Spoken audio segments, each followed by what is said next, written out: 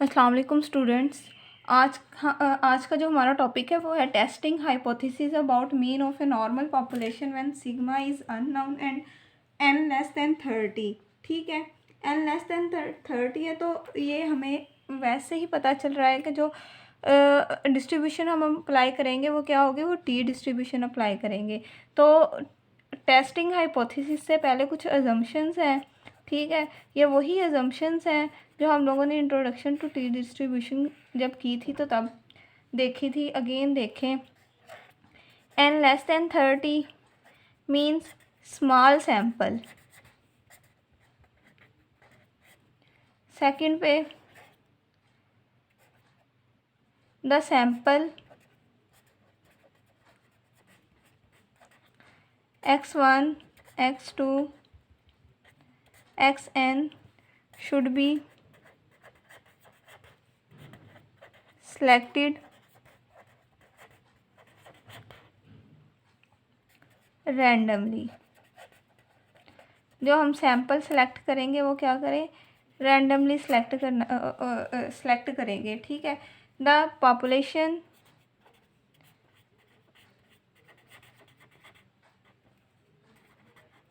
is normally distributed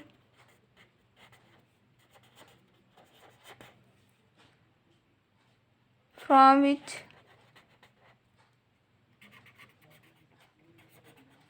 the sample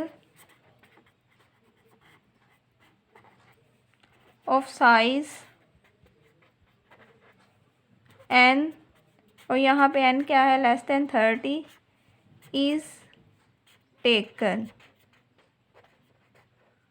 ठीक है, fourth number पे क्या है, सिग्मा इज़ अननाउन, और जब सिग्मा अननाउन है तो वी यूज़ स्मॉल एस। ठीक है, और स्मॉल एस क्या है, अनबाइस्ड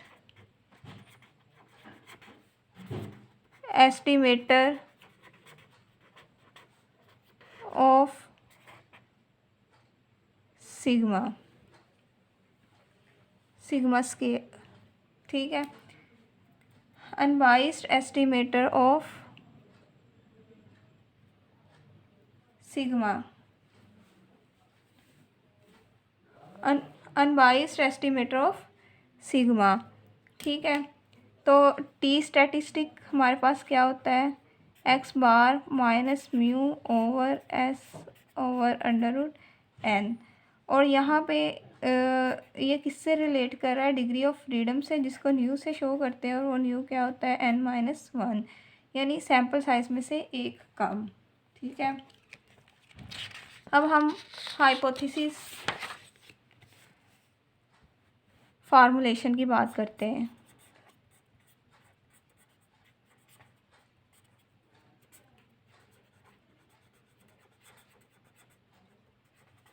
हाइपोथेसिस फार्मूलेशन, ठीक है, इसमें भी हाइपोथेसिस फार्मूलेशन वही है।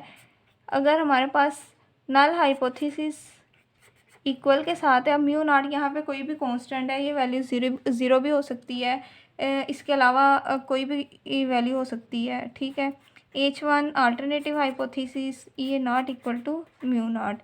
सेकंड जो इसका केस बनेगा वो H not mu greater than equal to mu not, तो H1 क्या बनेगा हमारे पास, mu less than mu not. ठीक है, और थर्ड पे देखें, H not less than equal to mu not अगर हो, यहाँ पे भी अगर टी डिस्ट्रीब्यूशन भी हो तो हम पॉपुलेशन पैरामीटर मीन को ही टेस्ट करते हैं। ठीक है, तो ये क्या बन जाएगा, ग्रेटर देन म्यू नॉट। ठीक है, अब यहाँ पे देखें, वन टेल्ड टेस्ट हो, one tailed test, one tail test में अगर हमारे पास राइट टेल्ड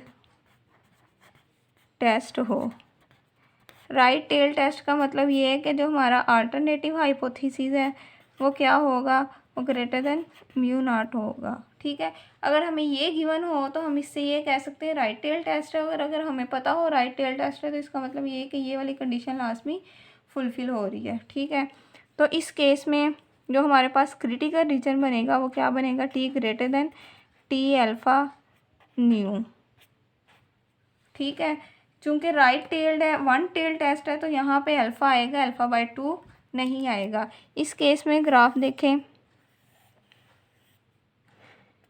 राइट टेल्ड है, टी अल्फ़ा न्यू की वैल्यू के यहाँ पे होगी, तो t greater than equal to t alpha nu है, तो ये वाली वैल्यूज़ यहाँ पे होगी, और क्रिटिकल रीजन क्या बनेगा, ये क्रिटिकल रीजन बनेगा। ठीक है, अगर वन टेल्ड टेस्ट में हम लेफ्ट टेल्ड टेस्ट की बात करें तो हमारे पास जो अल्टरनेटिव हाइपोथेसिस होगा वो क्या होगा, वो लेस देन म्यू नॉट होगा। इस केस में टी जो होगा वो less than minus t alpha new होगा, और इस केस में जो हमारे पास ग्राफ बनेगा यानी क्रिटिकल रीजन वो क्या होगा, लेफ्ट टेल्ड होगी, यहाँ पे माइनस टी अल्फ़ा न्यू होगा। ठीक है, और t less than equal to minus t alpha nu है, तो ये सारी वैल्यू यहाँ पे लाई करेगी, और ये हमारे पास क्या होगा, ये क्रिटिकल रीजन होगा। ठीक है, टू टेल्ड टेस्ट की अगर हम बात करें,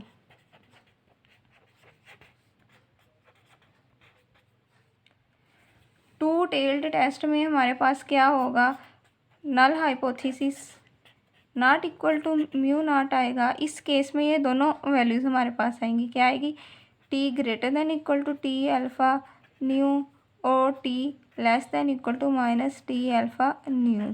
ठीक है, तो इस केस में जो हमारे पास ग्राफ बनेगा वो ग्राफ देखें,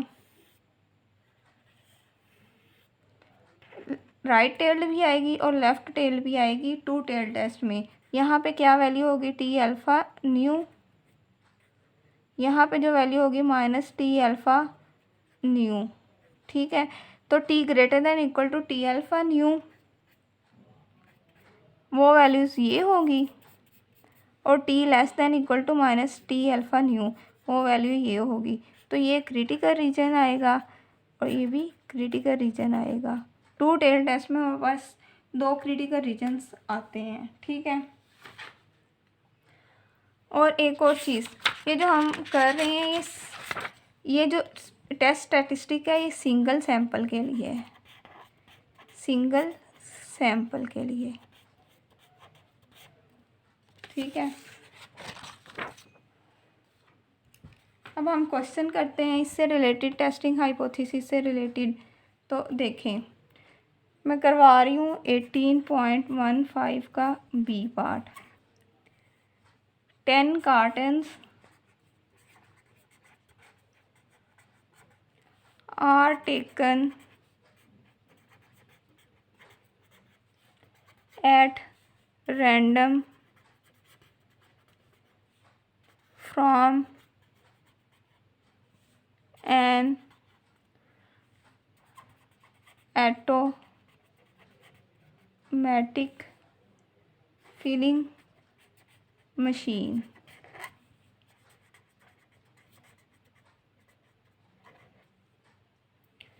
The mean net weight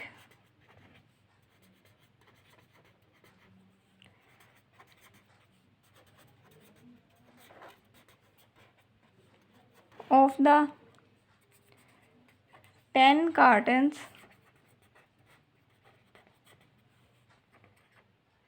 is 15.90 ounces. ठीक है, and the sum of squared deviations is 0.276. Does the sample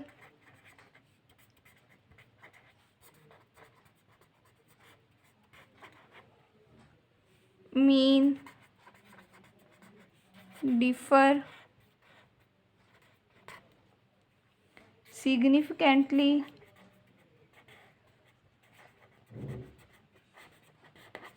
from intended weight of 16 ounces. 10 cartons 10 cartons are taken at random from an automatic filling machine. The mean net weight of the 10 cartons is 15.90 and the sum of square deviation is 0.276. Does the sample mean differ significantly from the intended weight of 16 ounces? ठीक है, अब यहाँ पे देखें solution में सबसे पहले देखें वी फॉर्मुलेट हाइपोथेसिस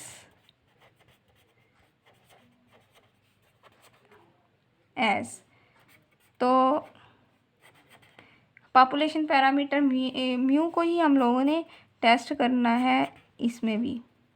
अब यहाँ पे देखें does the sample mean differ significantly अगर डिफरेंस हो तो नॉट इक्वल आएगा, और अगर सिग्निफिकेंटली डिफरेंस ना हो तो इक्वल आएगा from the intended weight of 16, और ये वेट क्या आ जाएगा 16 यहाँ पे। ठीक है, तो ये क्या बन गया टू टेल्ड टेस्ट, ये क्या बन गया टू टेल्ड टेस्ट।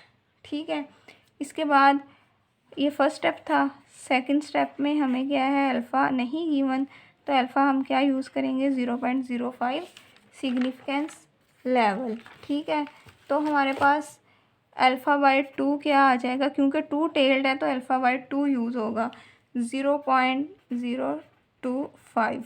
अब थर्ड स्टेप में हम लोगों ने क्या कैलकुलेट करना है टी अल्फ़ा बाई 2 न्यू, यानी एक्चुअली हम लोगों ने 0.025 और न्यू हमारे पास क्या है न्यू n-1 होता है, तो n हमारे पास 10 है, 10 कार्टन्स। ठीक है, 10-1। अब क्लियरली यहाँ पे नज़र आ रहा है कि लेस देन 30 है, तो हम टी डिस्ट्रीब्यूशन अप्लाई करेंगे। लेस देन 30 के लिए टी डिस्ट्रीब्यूशन हम अप्लाई करते हैं। 10-1 इज इक्वल टू 9, तो ये वैल्यू हम चेक करेंगे कि क्या आती है। ठीक है,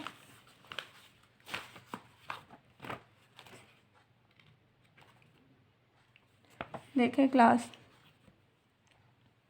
0.025 थर्ड कॉलम ये फोर्थ कॉलम बनता है 0.025 और 9 है हमारे पास, तो यहाँ पे वैल्यू आती है 2.368 0.025 और इधर से 9, तो 2.262 ये वाली वैल्यू 2.262, तो ये आ गई 2.262। ठीक है, फोर्थ स्टेप पे हम लोगों ने टी स्टैटिस्टिक की वैल्यू कैलकुलेट करनी है। एन हमारे पास 10 है, एक्स बार हमारे पास जो रैंडम सैंपल हम लोगों ने सिलेक्ट किया है 10 कार्टन्स का, उसका मीन नेट वेट क्या है 15.90। दूसरे नंबर पे ये चीज़ गिवन है the sum of squared deviation, तो सम ऑफ स्क्वायर्ड डेविएशन क्या होगी x i minus x bar. Deviation mean से हम ले रहे हैं, तो स्क्वायर और सम ऑफ स्क्वायर्ड डेविएशन क्या है हमारे पास 0.276। कुछ क्वेश्चंस ऐसे हैं जिसमें जो सैंपल है उसकी डायरेक्ट वैल्यूज़ गिवन है। ठीक है, तो उन वैल्यूज़ का हम क्या करेंगे, वो वैल्यूज़ गिवन होंगी, हम मीन निकाल लेंगे ऐड करके वैल्यूज़ को और सैंपल साइज़ पे डिवाइड करके। देन फिर क्या करेंगे हम ये निकालेंगे, वो कैसे निकालेंगे हर वैल्यू के अंदर से, हर सैंपल की वैल्यू में से मीन, ये जो मीन कैलकुलेट करेंगे वो माइनस करेंगे और स्केल लेते जाएंगे तो हमारे पास ये वाली वैल्यू आ जाएगी। तो कुछ क्वेश्चन इस तरह भी गिवन होंगे, ठीक है। तो यहाँ से हम स्मॉल एस, अगर हम यहाँ से स्मॉल एस को कैलकुलेट करना चाहें तो हमारे पास क्या होगा,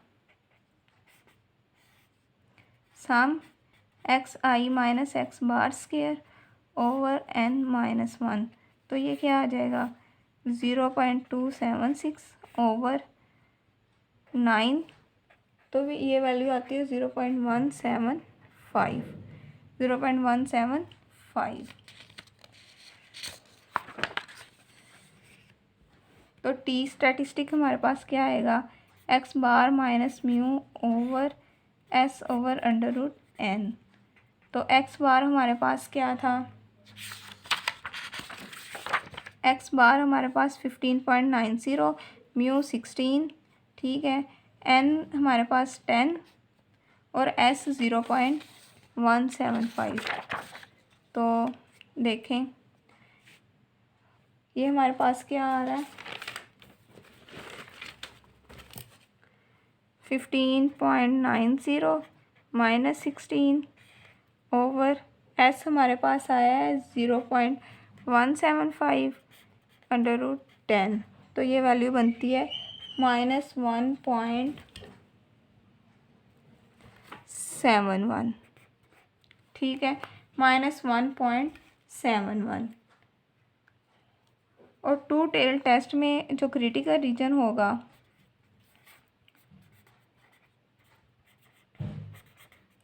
वो क्या होगा,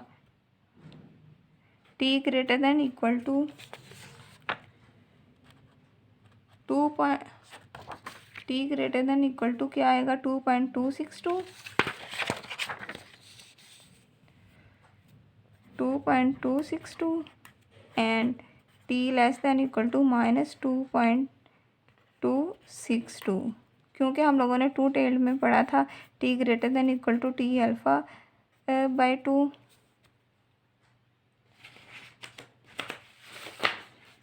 यहाँ पे अल्फ़ा बाई 2 आएगा, यहाँ पे अल्फ़ा बाई 2 आएगा, यहाँ पे अल्फ़ा बाई 2 आएगा और यहाँ पे भी अल्फ़ा बाई 2 आएगा, ठीक है। न्यू और t less than equal to minus t alpha by 2 nu. Again देख ले, यहाँ पे जब हम लोगों ने ये किए थे तो यहाँ पे टू टेल्ड के लिए alpha by 2 new, alpha by 2 new आएगा, ठीक है। तो यहाँ पे देखें इसके ग्राफ में T 0 alpha by 2 new minus t alpha by 2 new, ठीक है।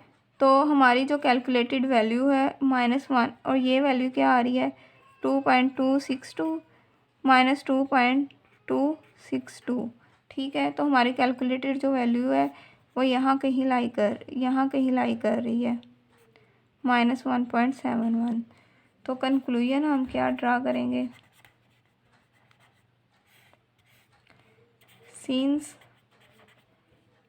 The calculated value does not fall in critical region, so we accept H not, that is there is no significant difference,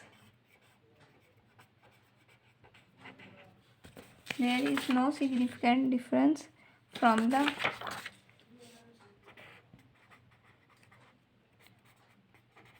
intended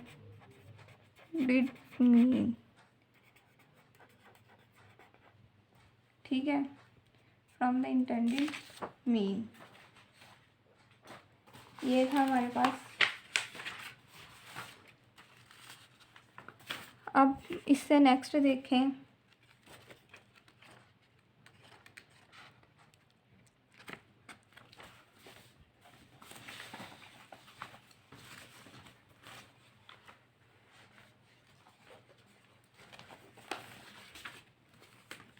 अब हम करेंगे difference between the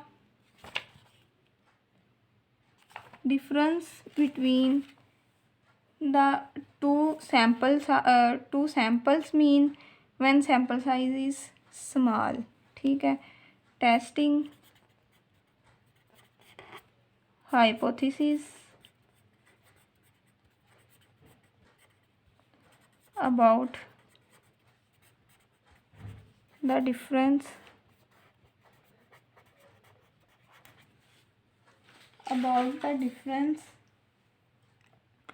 of means when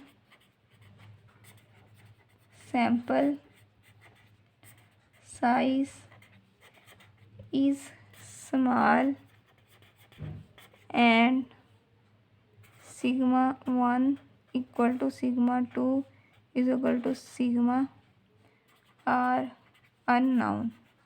जितने भी D distribution के या small sample size के questions हैं, इनमें जो सिग्मा होगा वो हमेशा क्या होगा, अननोन होगा। सिग्मा हमेशा क्या होगा, अननोन होगा।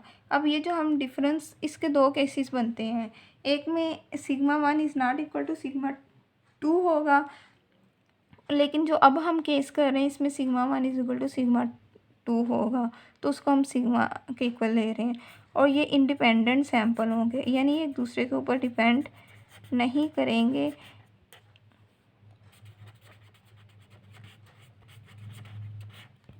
अब जिन क्वेश्चंस में मेंशन नहीं किया गया होगा कि सिग्मा 1 और सिग्मा 2 के दरमियान में क्या रिलेशन है, वो इक्वल है या नहीं है, उनमें हम sigma 1 is equal to sigma 2 ही लेंगे।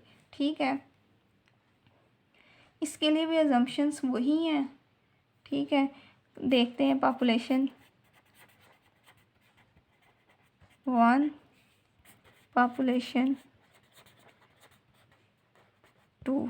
ठीक है, इसका मीन μ1, इसका मीन क्या μ2। ठीक है, इसके अंदर से हम सैंपल 1, और ये क्या होगी, normally distributed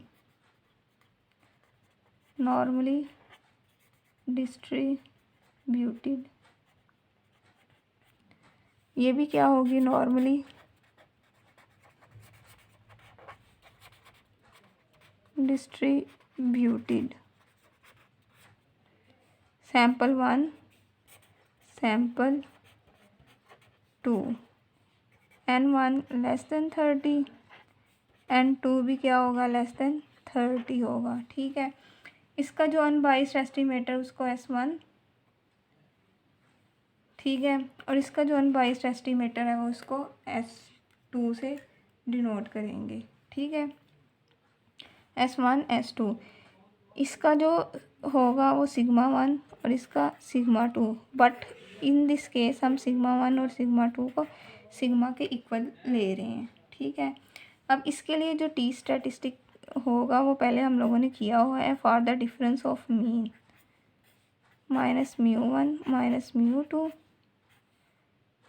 over SP pooled estimate N1 plus 1 over N2। ठीक है, और SP जो होगा वो हमारे पास होगा N1 माइनस 1 S1 स्क्वायर। ठीक है, N2 minus 1 S2 square over N1 plus N2 minus 2।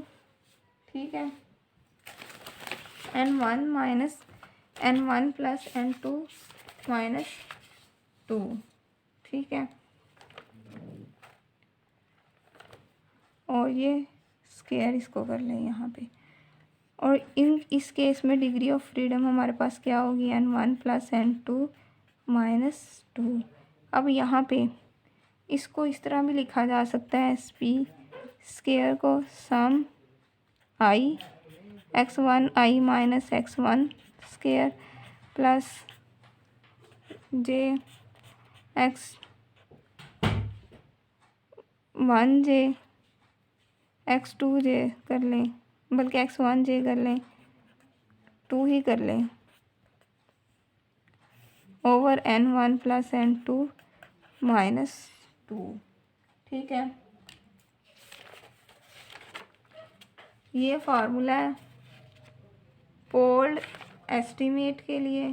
ठीक है, फोल्ड एस्टीमेट के लिए ये फार्मूला है 1 आई। ठीक है, और ये 2 जे। यहाँ पे एक्स आई माइनस एक्स बार किया जा सकता है, यहाँ पे वाई आई कर लें और वाई आई कर लें या जे कर लें। ठीक है, जे कर लें तो यहाँ पे वाई बार ये भी किया जा सकता है। नोटेशन है, जिस तरह की मर्ज़ी नोटेशन आप लोग रख सकते हैं। ठीक है, इसके लिए जो हाइपोथेसिस फार्मूलेशन है वो देखें।